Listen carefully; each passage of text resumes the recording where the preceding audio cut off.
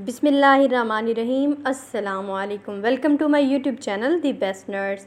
Dear student, आज की इस वीडियो में हम बात करेंगे कि मेल नर्सिंग है क्या, इसका क्राइटेरिया क्या है और इसके एडमिशन कब होते हैं। इसके अलावा इसके पंजाब गवर्नमेंट में कितनी सीट्स हैं, कितने कॉलेजेस हैं जो कि मेल नर्सिंग ऑफ़र कराते हैं, और इसके अलावा सबसे एंड पे बात करेंगे कि मेल नर्सिंग का स्कोप क्या है, इसके लिए आपकी जॉब अपॉर्चुनिटीज़ क्या हैं। डियर स्टूडेंट, वीडियो शुरू करने से पहले अगर आप मेरे चैनल पर न्यू हैं तो मेरा चैनल ज़रूर सब्सक्राइब कर दीजिए।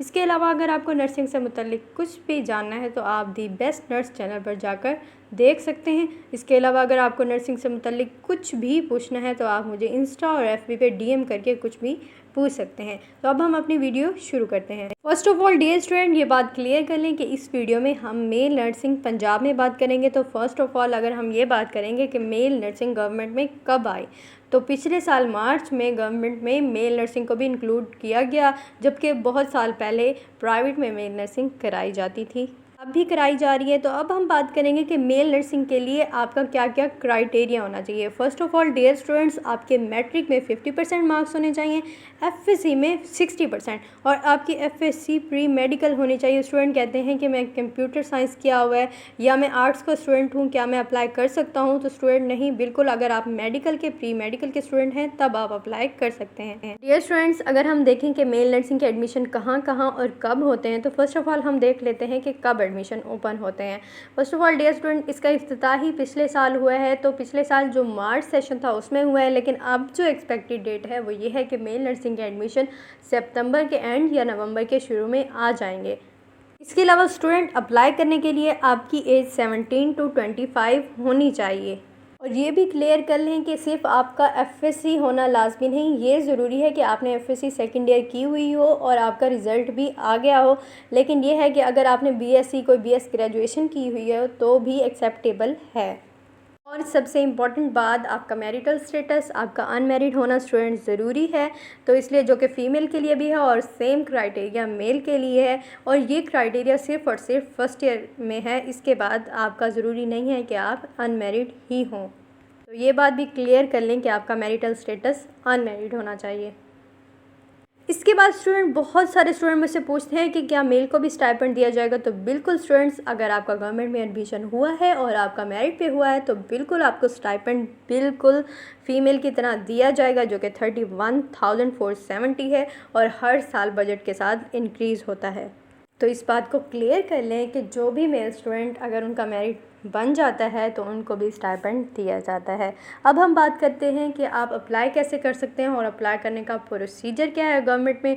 First of all dear student, advertisement आती है और जैसे ही एडवर्टाइजमेंट आती है मैं आपको बता दूंगी इंशाल्लाह, और आपको पता चल जाएगा, और मैं आपको डिटेल से भी बता दूंगी कि आपने कैसे कैसे अप्लाई करना है। फर्स्ट ऑफ ऑल मैं आपको ओवरव्यू दे देती हूँ कि आपको फ़िज़िकली जाकर अप्लाई करना पड़ता है। अभी तक किसी भी गवर्नमेंट नर्सिंग कॉलेज में ऑनलाइन का सिस्टम नहीं आया, तो आपको खुद जाकर अपने डॉक्यूमेंट सबमिट कराने पड़ते हैं। मैं आपको ये भी बता दूंगी कि आपको कौन कौन से डॉक्यूमेंट्स रिक्वायर होते हैं, और ये भी बता दूंगी कि कौन से स्टूडेंट का मेरिट किस कॉलेज में इजीली हो जाएगा ताकि वो सिक्योर हो जाए और इजीली उसका एडमिशन हो जाए। First of all dear student, जो आपको डॉक्यूमेंट्स रिक्वायर होते हैं वो ये होते हैं कि आपको पंजाब डोमिसाइल का होना आपके लिए बहुत लाजमी है, फिर आप किसी भी हॉस्पिटल में इजीली अप्लाई कर सकते हैं। इसके बाद आपका मैट्रिक का रिज़ल्ट कार्ड, एफएससी का रिज़ल्ट कार्ड, जो कि आपकी एफएससी प्री मेडिकल होना ज़रूरी है, और अगर आपका आईडी कार्ड बना हुआ है तो आप आईडी कार्ड की फ़ोटोकॉपी, अदरवाइज़ आप अपनी वे फॉर्म की आईडी कार्ड कॉपी दे सकते हैं। अब हम सबसे इम्पॉर्टेंट चीज़ डिस्कस कर लेते हैं, वो क्या है, वो ये है कि मेरे एफएससी में इतने मार्क्स हैं तो क्या मेरा एडमिशन हो सकता है। स्टूडेंट्स, अभी तक मेल नर्सिंग की सीट्स गवर्नमेंट में बहुत कम है, तो इसलिए आपका मेरिट काफ़ी हाई है। पिछले साल 967 पर last Shahdara college of nursing का मेरिट था, तो आप इस बात से अंदाज़ा लगा सकते हैं कि आपके कितने मार्क्स होने चाहिए एटलीस्ट। अगर इस दफ़ा भी सिर्फ Shahdara college of nursing Lahore में सीट्स आती हैं तो आपके एटलीस्ट 950 तक मार्क्स होने चाहिए ताकि आपका इजीली एडमिशन हो जाए, क्योंकि अभी तक मेल नर्सिंग का मेरिट हाई जा रहा है, जबकि फ़ीमेल का जो है वो काफ़ी कम है, 900 के बिलो भी आ चुका है। इसके बाद डियर स्टूडेंट, जब आपकी मेरिट लिस्ट डिस्प्ले हो जाती है तो आपको इंटरव्यू के लिए बुलाया जाता है। इंटरव्यू में आपके जो ओरिजिनल डॉक्यूमेंट्स होते हैं वो लिए जाते हैं और आपकी आइडेंटिफिकेशन क्लियर की जाती है। इसके अलावा स्टूडेंट पूछते हैं, इंटरव्यू में कुछ पूछा जाता है हमें उसकी प्रिपरेशन कैसे करनी चाहिए, तो स्टूडेंट ऐसा कुछ भी नहीं पूछा जाता, या मैक्सिमम पूछा जाता है कि नर्सिंग की डेफिनेशन क्या है, या आपसे कुछ आपकी बेसिक स्टडीज़ के बारे में पूछा जाता है जो कि हर स्टूडेंट को आ जाती है। स्टूडेंट, जैसे कि मैं आपको एक्सपेक्टेशंस बता रही हूँ कि आपके नवंबर में एडमिशन्स आ जाएंगे। अगर आ जाएंगे तो आपकी जनवरी तक क्लासेस मस्ट स्टार्ट हो जाएंगी। लेकिन ये है कि 28 DHQs की अभी तक मेरिट लिस्ट पेंडिंग पड़ी हुई है, तो उनकी भी अभी तक ये कंफर्मेशन आ रही है कि शायद उनकी भी क्लासेस जनवरी से स्टार्ट हों।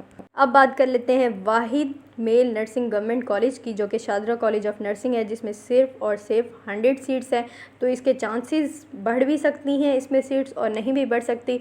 और दूसरा चांसेस ये है कि जो दूसरे टीचिंग हॉस्पिटल हैं, क्योंकि इस दफ़ा 28 DHQs को भी इंक्लूड किया गया है, तो उनमें भी अब मेल नर्सिंग की सीट्स बढ़ाई जा सकती हैं। तो मेल स्टूडेंट जो हैं, जो कि अप्लाई करना चाहते हैं, तो उनके लिए एक सेंस में खुशखबरी भी हो सकती है कि मैक्सिमम स्टूडेंट इसमें अप्लाई करके इसकी अपॉर्चुनिटी ले सकते हैं, क्योंकि इसका स्कोप बहुत ज़्यादा है। और इसके अलावा स्टूडेंट लाइफ में ही आपको पे मिलती है, आपको स्टाइपेंड मिलता है। इसके बाद जब आपकी स्टडीज़ कंप्लीट हो जाती है तो आपको एक अच्छी खासी जॉब ऑफर की जाती है। इवन आपकी जॉब अपॉर्चुनिटीज़ गवर्नमेंट में हैं ही हैं, तो आपको प्राइवेट में भी बहुत ज़्यादा स्कोप दिया जाता है।